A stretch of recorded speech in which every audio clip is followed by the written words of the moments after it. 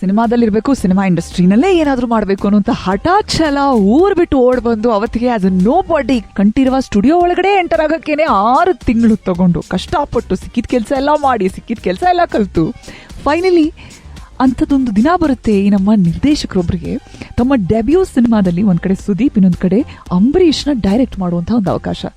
Also not to forget Suhasini. ನಾನು ಮಾತಾಡಿದಂತಹ cinema Ambi ನಿನಗೆ ವಯಸ್ಸಾಯ್ತು.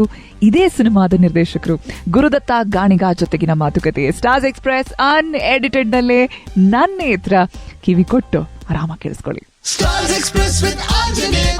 ಅನ್ಎಡಿಟೆಡ್ ಅಜಯ್ ನೇತ್ರ ಜೊತೆ. ಆಮೇಲೆ ಅಫ್ಕೋರ್ಸ್ ನನಗೆ ದೇವ್ರ ದಯದಿಂದ ಒಳ್ಳೆ ಗುರುಗಳು ಸಿಕ್ಕಿದ್ರು.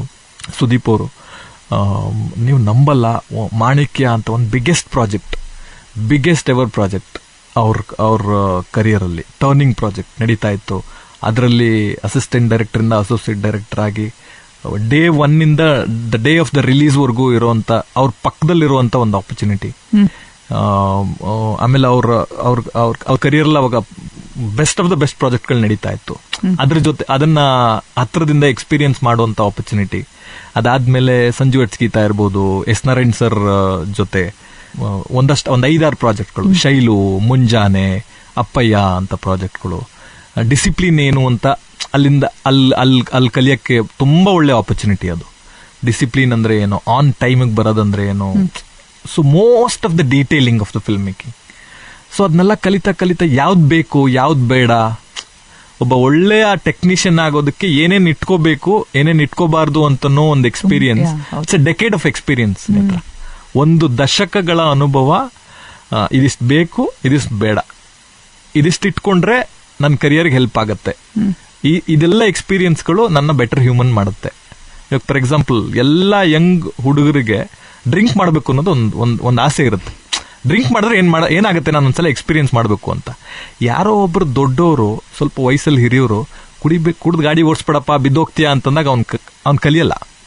ಯಾವಾಗ ಅವ್ನ್ ಬೀಳ್ತಾನಲ್ಲ, ಅವ್ನಿಗೊಂದು ಎಕ್ಸ್ಪೀರಿಯನ್ಸ್ ಆಗುತ್ತೆ. ಅವ್ನ್ ಮತ್ತೆ ಲೈಫ್ ಅಲ್ಲಿ ಕುಡಿಯಲ್ಲ ಅಂತ ನಾನು ಅನ್ಕೋತೀನಿ. ಅವ್ನ ಜೀವನದ ಅತಿ ದೊಡ್ಡ ಪಾಠ ಕಲ್ತ್ಕೊಬಿಡ್ತಾನೆ. ಕುಡ್ದು ಗಾಡಿ ಓಡಿಸ್ಬಾರ್ದು ಮಗನೇ, ಬೀಳ್ತೀಯ ಅಂತ ಅವ್ನು ಡಿಸೈಡ್ ಆಗ್ಬಿಡ್ತಾನೆ. ಅದ್ರ ಮೇಲೆ ಮತ್ತೆ ಅವ್ನ ತಪ್ಪು ಮಾಡಕ್ ಹೋಗಲ್ಲ. ಬುದ್ಧಿ ಇರೋರು ಇಲ್ಲಾಂದ್ರೆ ಅವ್ರ ಲೈಫಲ್ಲಿ ಅಲ್ಲೇ ಇರ್ತಾರೆ ಬಿಡಿ, ಅವ್ರಿಗೆ ಲೈಫ್ ಆಪರ್ಚುನಿಟಿನೇ ಕೊಡಲ್ಲ.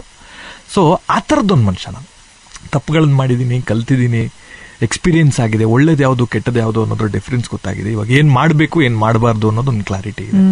So I think that is the best way to travel to become a better human. ಇವತ್ತಿನ ಎಜುಕೇಶನ್ ಸಿಸ್ಟಮ್ ಮಾತ್ರ ನೋಡಿದ್ರೆ ಬಹಳಷ್ಟು ಇವಾಗ ಏನ್ ಓದಿ ಕಷ್ಟಪಟ್ಟು ಡಿಗ್ರಿ ತಗೊಂಡು ಇವತ್ತು ಮಾಡ್ತಿರೋ ಕೆಲಸನೇ ನಾನು ಬೇರೆ ಅಂತ ಹೇಳೋದು ತುಂಬಾ ಜನ ಇದ್ದಾರೆ. So that way do you think you did the right thing to just ಮನೆಯಿಂದ ಓಡೋಗಿದೆ ಸರಿ ಅಂತ ಅನ್ಸುತ್ತಾ, ಅಥವಾ ಡಿಗ್ರಿ ಮುಗಿಸಿದ್ರೆ ನೀವು ಬೇರೆ ತರ ಇರ್ತಿದ್ರಿ ಅಂತ ನಿಮ್ಗೆ ಏನಾದ್ರು ಯಾವ ತರ ಒಂದು ಪರ್ಸ್ಪೆಕ್ಟಿವ್ ಬಂದಿದ್ಯಾ?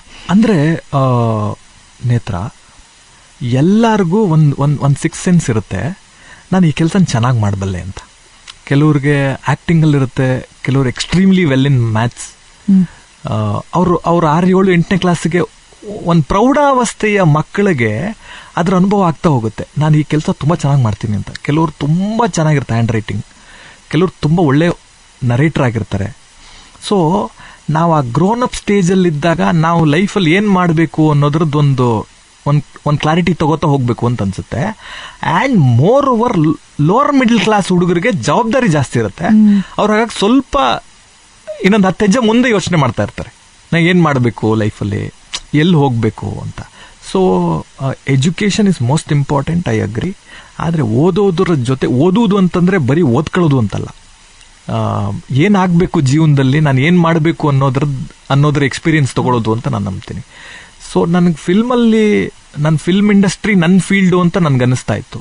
Because I born and brought up in a family where Yakshagana, ನಮ್ಮ ಫ್ಯಾಮಿಲಿ ಅವ್ರದ್ದು ಯಕ್ಷಗಾನ ಎಲ್ಲ ಇತ್ತು. ನಾನು ಕರಾವಳಿಯಲ್ಲಿ ಹುಟ್ಟು ಬೆಳೆದವನು, ಕುಂದಾಪುರದವನು. ಸೊ ನನ್ಗೇನು ಮಾಡಬೇಕು, ನಮ್ಮ ಊರವರೆಲ್ಲ ಜಾಸ್ತಿ ಜನ ಹೋಟೆಲ್ ಇಂಡಸ್ಟ್ರಿಗೆ ಹೋಗ್ತಾರೆ, ಒಂದು ಸಣ್ಣ ಪುಟ್ಟ ಅಂಗಡಿಗಳು, ಬೇಕರಿಗಳು, ವ್ಯವಹಾರ ಅಂತ ಹೋಗ್ತಾರೆ. ಬಾಂಬೆಗೆ ಜಾಸ್ತಿ ಜನ ಹೋಗ್ತಾರೆ. ಬಟ್ ನನ್ ಕ್ಲಾರಿಟಿ ಇತ್ತು, ನನ್ನ ಫಿಲ್ಮಲ್ಲಿ ಇರಬೇಕು.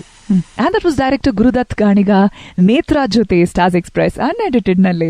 Stay tuned. Stars express with unedited Ajay Netra ಜೊತೆ. ರೇಡಿಯೋ ಸಿಟಿಯಲ್ಲಿ ನಾನ್ ನೇತ್ರ.